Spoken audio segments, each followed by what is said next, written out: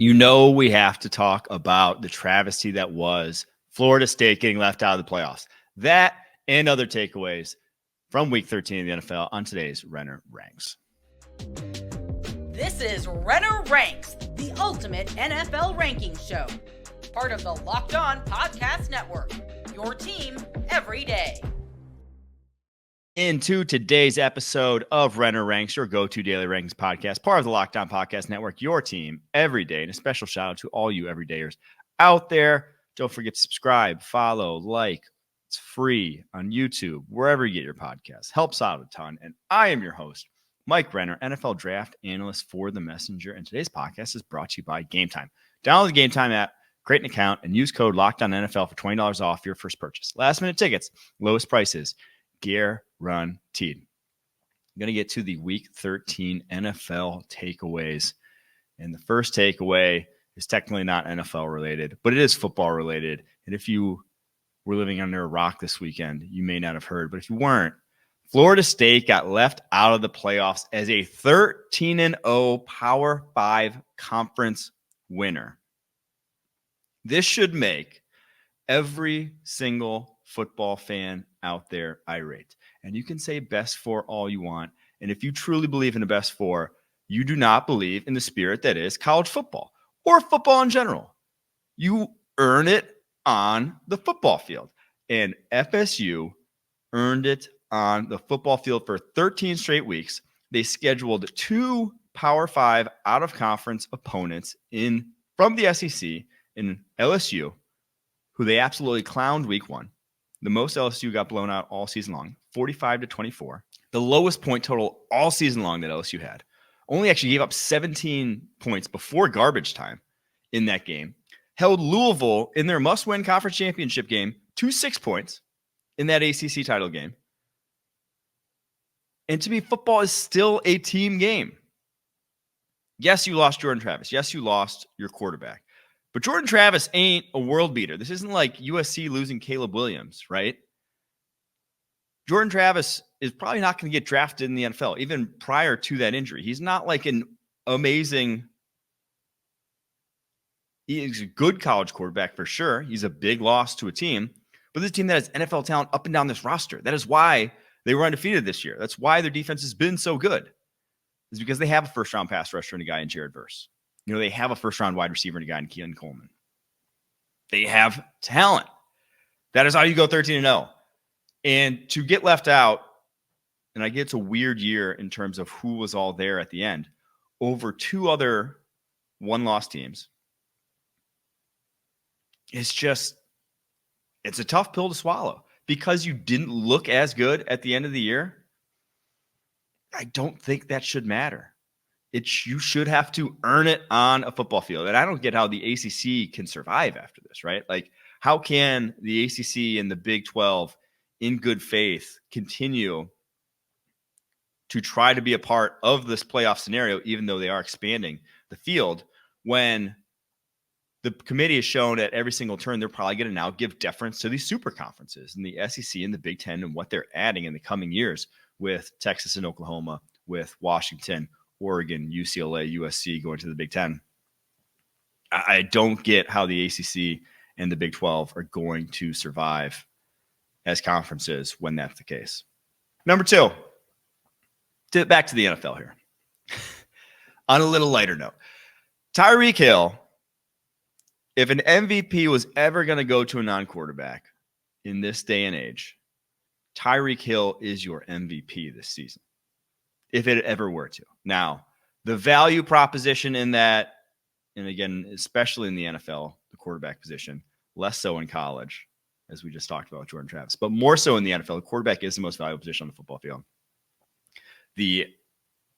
How much that guy adds above, your replacement level quarterback is massive, even in the most quarterback friendly of offenses, right? So if it's truly based off of the value, you're not going to get a non-quarterback anytime soon. But we are in the midst of the single most impressive receiving season, bar none, truly not even close at this point, of what Tyreek Hill is doing.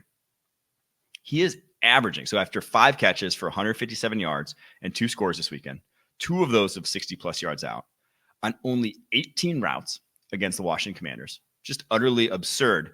He is now averaging 4.27 yards per route.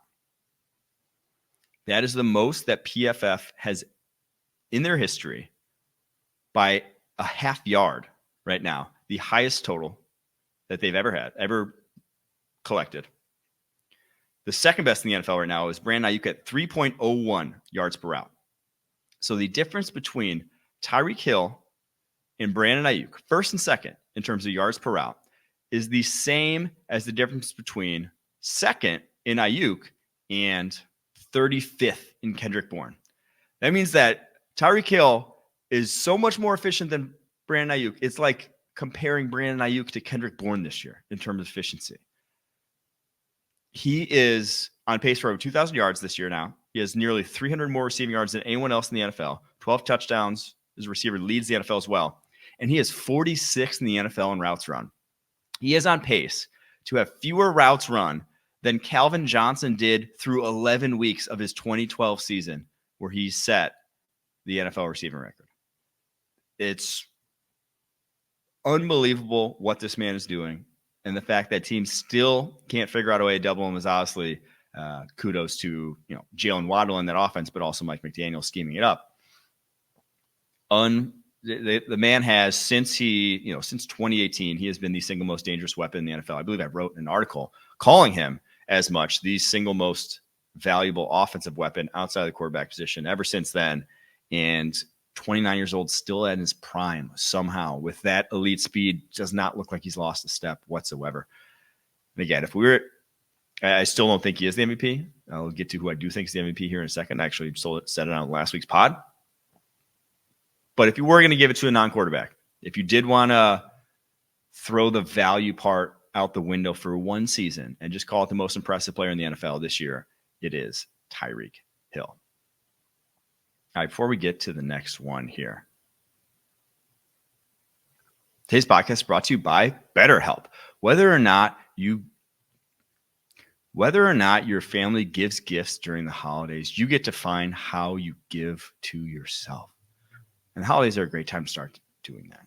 So whether it's by starting therapy, going easier on yourself during the tough moments, or treating yourself to a day of complete rest, remember to give yourself some love this holiday season.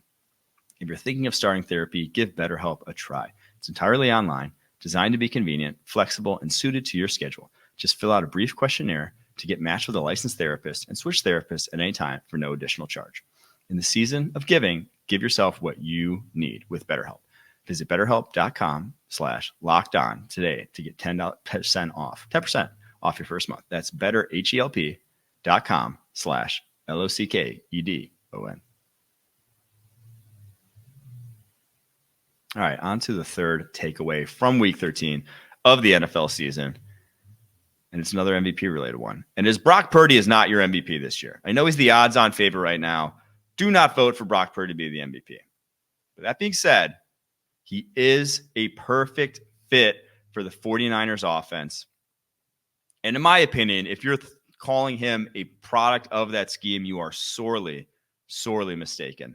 There's a reason why Iowa State was relevant when this guy was their starting quarterback for 4 years and hasn't been relevant since and hadn't been relevant before that. And it's because he plays winning football. He avoids a lot of the things that are losing football. I'll just say, he avoids negative plays really well in terms of taking sacks. He's 20th in the NFL in sacks this season, despite playing behind an offensive line that truly is not good in pass protection. When they get in obvious pass situations, it has been ugly. He's been able to avoid them, though. He's been able to handle pressure, and he's been able to still make plays when that's the case. He's so accurate underneath with the football, with good timing on those routes. And that is this offense, right? There's a lot of quarterbacks in the NFL that could run it. There's a lot of quarterbacks in the NFL, though, that are high-end starters that would not look as good as Brock Purdy in this offense because they don't do that aspect of the game well.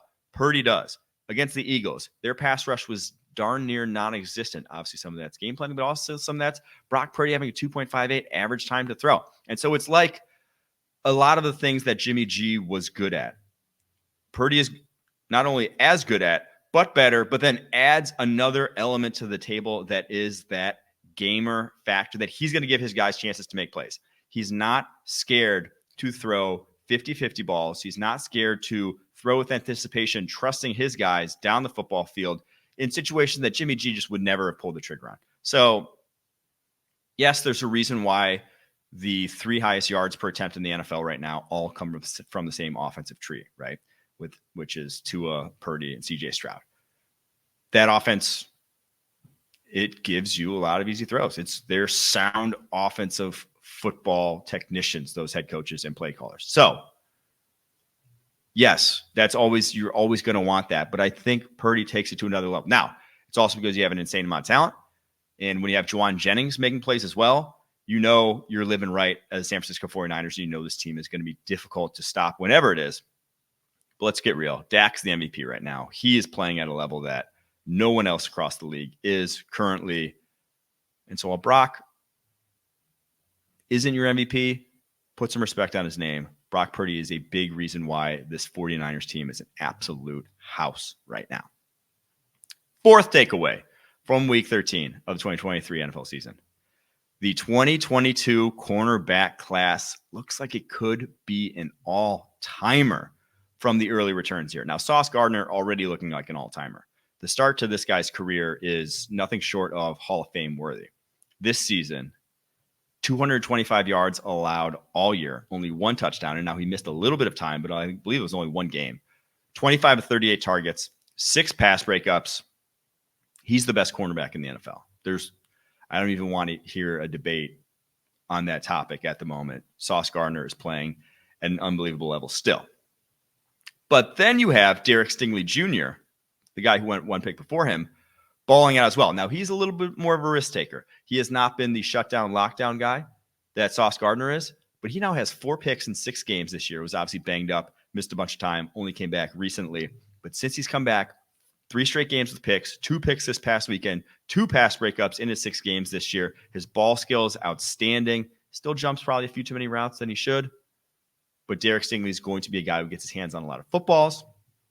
The next cornerback off the board in that class, Trent McDuffie. One of, if not the best slot cornerback in the NFL already. He's so impactful in all phases of playing that slot cornerback position, whether it's playing the run, whether it's as a blitzer where he leads all defensive backs with 13 pressures this season, whether it's just all around being able to play man coverage from the slot with 2-way goes, and whether it's the game-changing plays. The man has 5 forced fumbles this season. That's first among defensive backs and second most of anyone in the NFL right now. Only Khalil Mack has more with 6. So those 3 at the top, the 1, 2, 3, they were, I believe, 3 top 10 players on my board coming out. I was very high on all 3 of those guys and home runs through and through. But then also you got guys like Tyreek Woolen later on in that draft. You have guys who's hasn't had quite the year 2. They did year 1. But still, there's a lot to work with when you watch his tape and the recovery speed he has with his length. And then you've got Deron Bland, who probably a little bit too inconsistent to get my vote for Defensive Player of the Year this year. But you can't argue with the guy with the most pick sixes in NFL history in a single season. Leads the NFL now with 8 picks, 6 pass breakups. He is unbelievable at keying downhill on out-breaking routes or in-breaking routes. He has a unique sense of reading stems, even if he's not a pure man match mirror along the full route tree type of corner. His eyes to read receivers from off coverage is nothing short of special. And that's how you break the record the way he has. So 2022 cornerback class, looking pretty darn good after a year and 3 quarters here. All right, before we get to the final takeaway, today's podcast is brought to you by Gametime. You shouldn't have to worry when you're buying tickets to your next big event. Gametime is the fast and easy way to buy tickets for all sports, music, comedy, and theater events near you. With killer last-minute deals, all-in prices, views from your seat, and their best price guarantee, Gametime takes the guesswork out of buying tickets. Gametime is the only ticketing app that gives you complete peace of mind with your purchase. See the view from your seat before you buy so you know exactly what to expect when you arrive. All-in prices show your total up front so you know you're getting a great deal without hidden fees. Buy tickets in seconds with 2 taps. Gametime has deals on tickets right up to the start of events and even an hour after it starts. It's the place to find last-minute seats. Find exclusive flash deals and sponsored deals on tickets for football, basketball, baseball, concerts, comedy, theater, and more. Take the guesswork out of buying tickets with Gametime. Download the Gametime app, create an account, and use code LOCKEDONNFL for $20 off your first purchase. All right, the final takeaway from Week 13, and it's a little bit of a somber note. I hate to do this to him, but I, until now, believed that Bill Belichick would be the head coach of the New England Patriots next year. I did not think he was going to go out like this, right?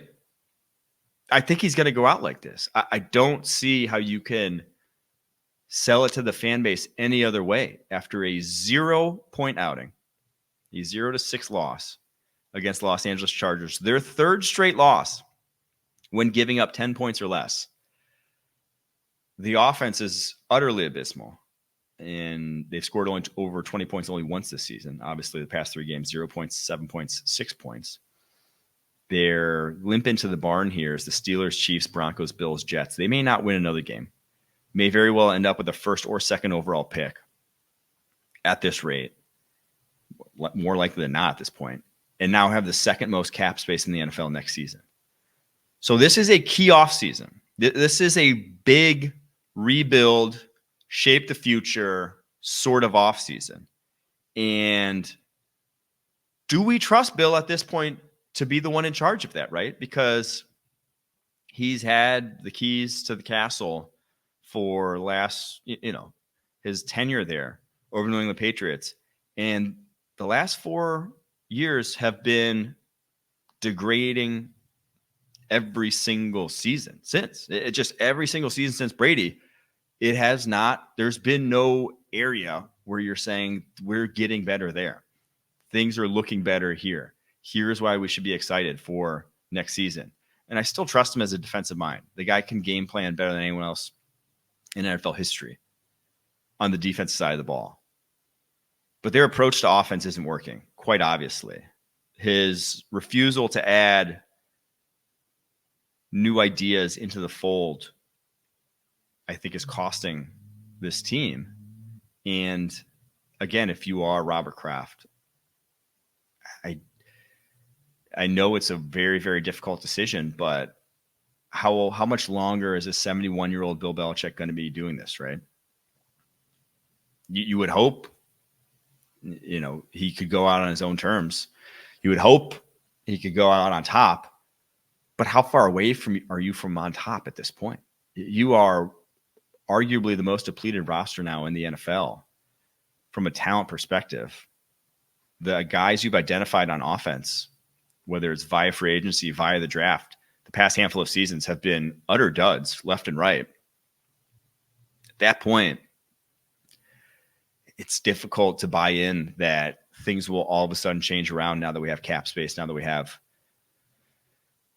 high draft picks. I just think you're at a tough spot, but I really do think that, unfortunately, with how bad it got, I don't see Bill Belichick being the head coach there next season. Sucks to say, truly does. But watching them against the Chargers was not 2023 modern offensive football. And I know that points are down, but that was not what it's supposed to look like. My Lord. Whew. All right. There's it. Your 5 takeaways from week 13 of the NFL season. We'll be back tomorrow talking a little NFL draft, and we are going to do a mock draft on here. First one of the year, going to be a 2-parter. We'll go picks 1 through 16 on tomorrow's show, picks 17 through 32 on Wednesday's show. Get ready for that. Very excited. First mock draft of the Renner Ranks season. You've been listening to Renner Ranks, part of the Locked On Podcast Network, your team every day.